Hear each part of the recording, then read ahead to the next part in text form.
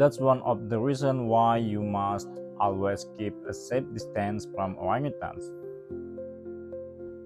Orangutan in the video is called Atlas.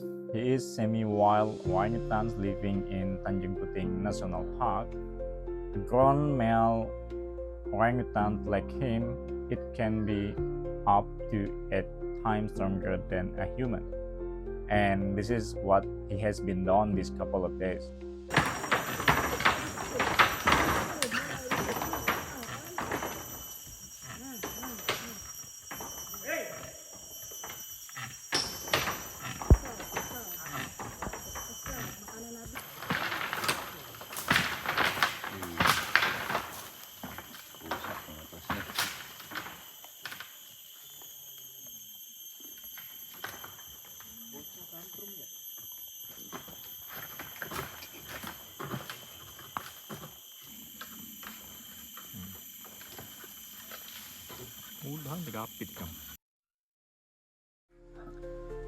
Did you know semi-wild orangutans with long experience close contact with humans when it was kid often develop unique characteristics, and Atlas is one of them.